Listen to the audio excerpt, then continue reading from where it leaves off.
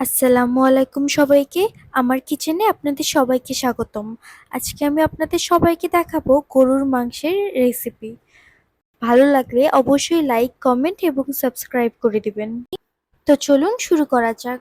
আমি প্রথমে একটি কড়াইয়ে একটু তেল ঢেলে নিচ্ছি। এর মধ্যে আমি ১ বাটির মতো পেঁয়াজ দিয়ে নেব। এগুলোকে আমি ভেজে নেব। এর মধ্যে আমি ২টো তেজপাতা দেব। তেজপাতাগুলো আমি একটু ছিঁড়ে দেব। ছিঁড়ে দিলে তেজপাতাগুলোর স্বাদ ভালো পাওয়া যায়। এরপর আমি এর মধ্যে দেব সর্ষের তেল। সর্ষের তেল দিলে মাংসের স্বাদটা একটু অন্যরকম আসে। আপনারা চেষ্টা করবেন গরুর মাংসের মধ্যে সর্ষের তেল ব্যবহার করার, এতে স্বাদটা আরো ভালো আসে।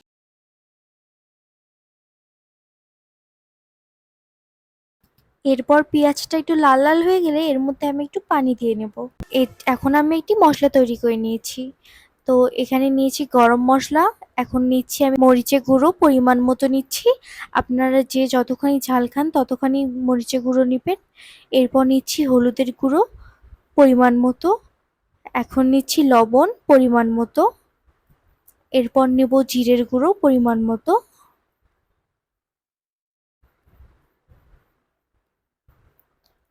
এরপর নেব ধনিয়ার গুঁড়ো পরিমাণ মতো। ব্যাস, এগুলো আমি এখন ভালো করে মিক্স করে নেব।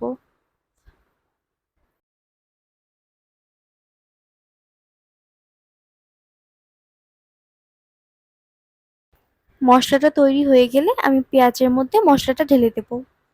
এরপর এর মধ্যে আদা বাটা, রসুন বাটা পরিমাণ মতো দিয়ে এটাকে ভালো মতো নেড়েচেড়ে মশলাটাকে কষিয়ে নিতে হবে। ধীরে ধীরে কষাতে হবে আলতো জালে, যেন মশলাটা পুড়ে না যায়, এবং অল্প অল্প করে পানি দিতে হবে। এর মধ্যে আমি মাংসটা রেডি করে নিয়েছি। মাংসটা যেহেতু ঈদের মাংস তাই আমি একটু হালকা গরম পানিতে এটাকে ডুবিয়ে রেখেছিলাম একটু নুন হলুদ দিয়ে। এবার মাংসটাকে দিয়ে আমি নেড়েচেড়ে নিচ্ছি। এর মধ্যে আমি চর্বিগুলো আলাদা করে রেখেছিলাম সেটাও আমি দিয়ে দিচ্ছি। এবার এটাকে নেড়েচেড়ে ঢাকনা দিয়ে দেব। মাঝে আমি প্রেসার কুকারে দিয়ে কয়েকটি সিটি দিয়ে নিয়েছি। আপনার যতটুকু মাংস সেই অনুযায়ী সিটি দিবেন। এরপর আমি গরম মসলার গুঁড়ো ছিটিয়ে দিচ্ছি। এরপর আমি ভালো মতো নেড়েচেড়ে নিব।